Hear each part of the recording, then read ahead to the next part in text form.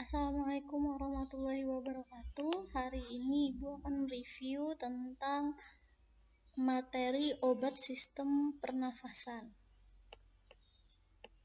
Sekarang Ibu review tentang asma terlebih dahulu. Jadi ada pendahuluannya di mana kronik aseptik respiratory infection atau CARA merupakan semua penyakit pada saluran pernafasan yang memiliki ciri penyumbatan bronki karena pengembangan mukosa atau sekresi sputum dahak yang berlebihan, serta kontraksi otot polos saluran pernafasan bronki yang berlebihan.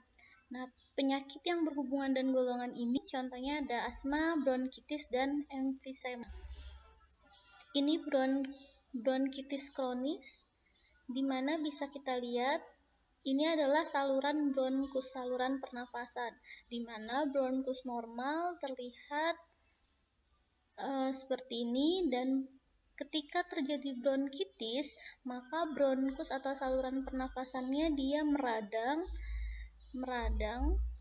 dan dinding-dindingnya menjadi tebal, kemudian mengeluarkan sekresi sputum atau dahak, sehingga saluran pernafasannya yang awalnya besar karena adanya pembengkakan dan pengeluaran sputum, maka menutupi saluran pernafasan sehingga menjadi kecil. Kemudian lanjut emfisema. Emfisema ini adalah pengembangan paru. Jadi bisa dilihat di sini, ini adalah ketika kondisi emfisema parunya itu dalam keadaan normal, dan ini ketika terjadi kondisi yang disebut emfisema, maka terjadi pengembangan paru. Jadi parunya jadi mengembang seperti ini. Kemudian lanjut ke asma. Asma adalah penyakit alergi yang bercirikan peradangan steril kronis yang disertai dengan sesak napas akut secara berkala, mudah tersengat-sengat, dan batuk dengan bunyi khas. Ciri lain hipersekresi dahak yang biasanya lebih parah pada malam hari. Nah, jadi lebih seperti bronkitis.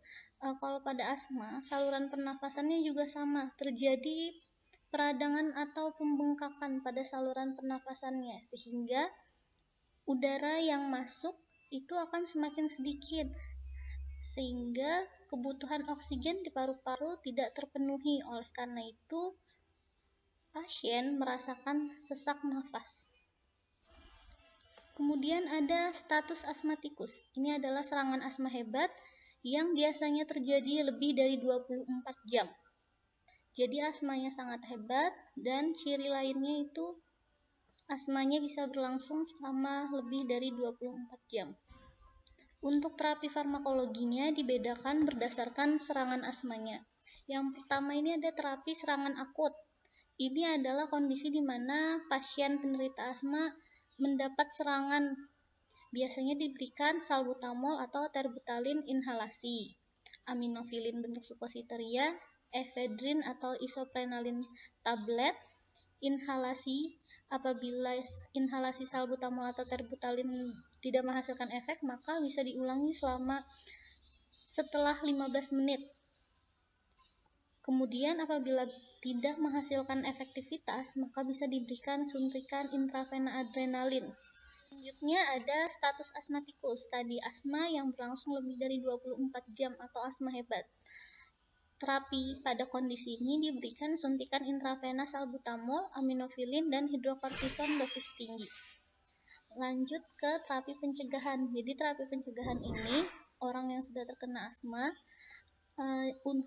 terapi ini bertujuan untuk mencegah agar pasien tersebut tidak menderita atau tidak mengalami serangan asma. Jadi dapat diberikan bronkodilator, contohnya seperti salbutamol, ipratropium, dan teofilin secara oral atau tablet sediaannya.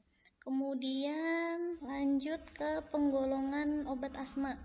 Di sini ada yang pertama anti alergi, yaitu ada zat-zat yang bekerja menstabilkan mastosit sehingga tidak pecah dan melepaskan histamin. Kemudian yang kedua ada bronkodilator.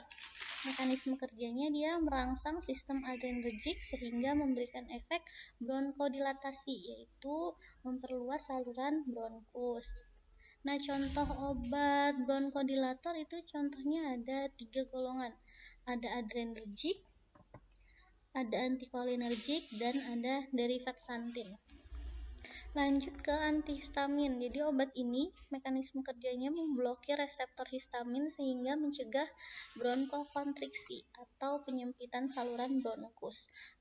Kemudian bisa diberikan kortikosteroid yang berfungsi untuk mengatasi efek gatal dan radang pada asma.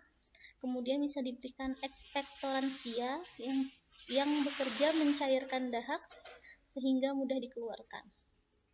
Kemudian ada cromolyn natrium dan omalizumab.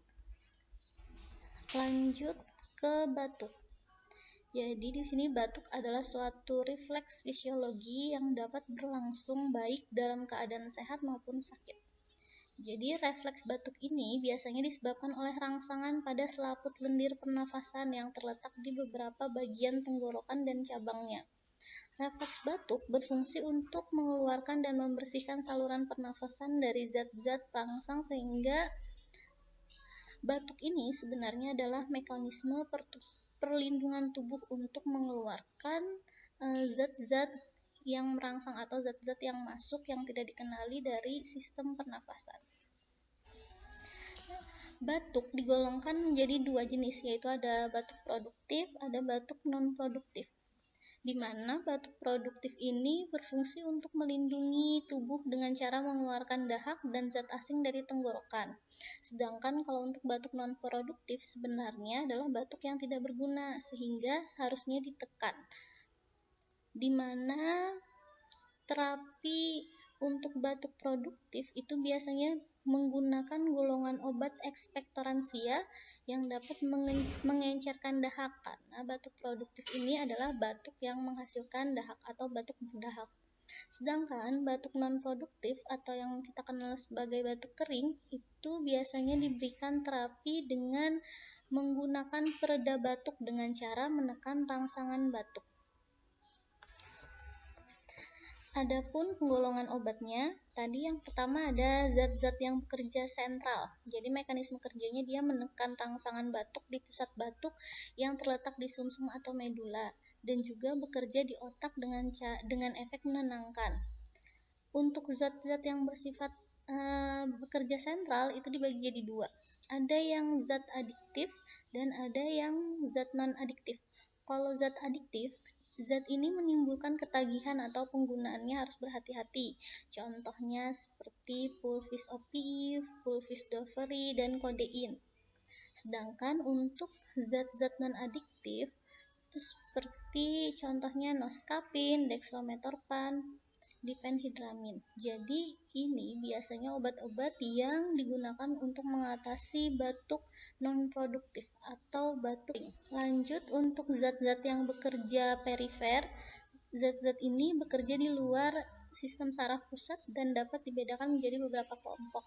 Contohnya seperti emoliensia. Jadi zat ini meredakan rangsangan batuk, memperlincir tenggorokan sehingga tidak kering dan melunakan selaput lendir yang teriritasi. Contohnya seperti sirup timi, akar manis. Kemudian ada ekspektoransia. Jadi dia mekanisme kerjanya dengan memperbanyak produksi dahak dan mengurangi kekentalan dahak sehingga mempermudah pengeluaran dahak. Contohnya seperti amonium klorida, guaicolat, minyak atsiri. Kemudian ada mukolitik. Jadi mukolitik ini mekanisme kerjanya mengurangi viskositas atau kekentalan atau mengencerkan dahak sehingga dahaknya lebih mudah dikeluarkan. Contohnya seperti bromheksin dan ambroxol.